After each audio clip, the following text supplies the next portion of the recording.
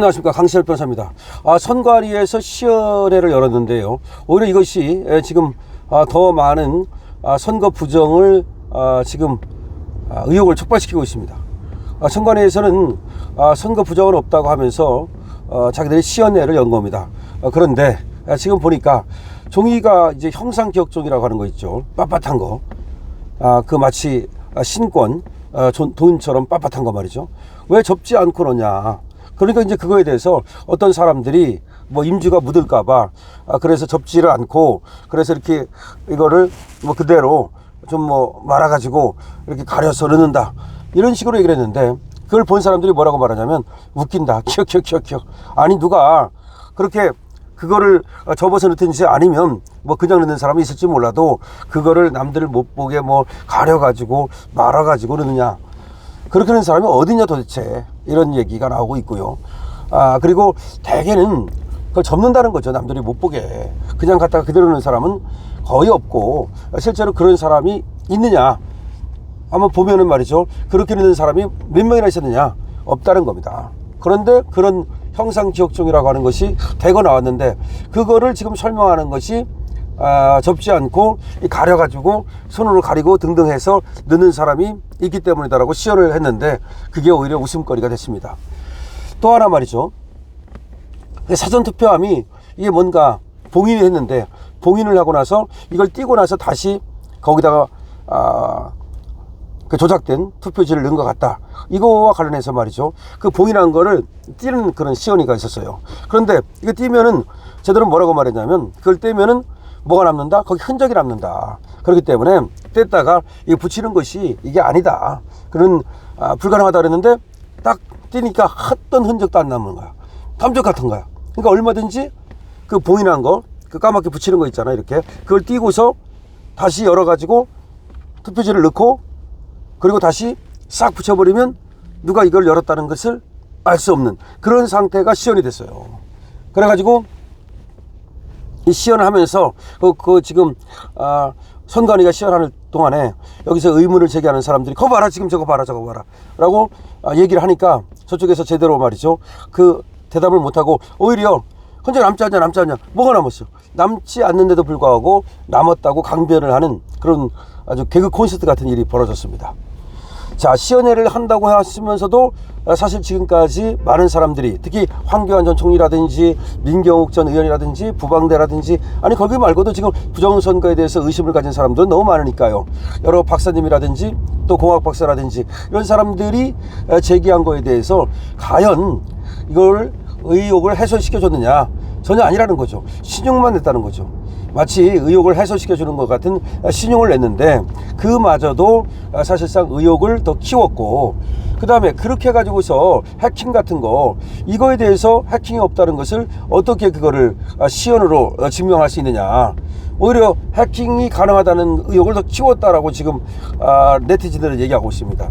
그래서 이 선관위의 시연회를 본 네티즌들이 오히려 의혹을 키웠다, 거 봐라 라고 얘기하고 있고, 이 선거 부정을 확실히 이번에 없애기 위해서는 사전투표를 폐지하라, 뭐 24시간 CCTV 설치하는데, 그것도 CCTV를 갖다가 뭐 고장났다고 그러고서 안 찍어버리고, 내지는 뭐 또 가려버리고, 그러면 무슨 의미가 있겠느냐. 사전투표 폐지하라, 그 다음에 수검표 이런 얘기 하지 말아라, 수개표를 하라.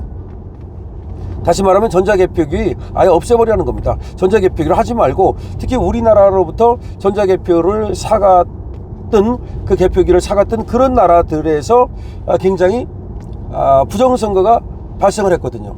그렇기 때문에 아예 그냥 안 하면 될 거 아니냐, 왜 그렇게 고집을 부리느냐.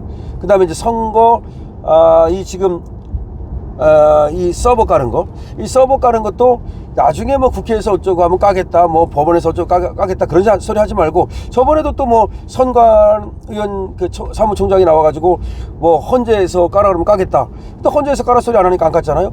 이게 다 짜고 치는 고스톱 아니냐.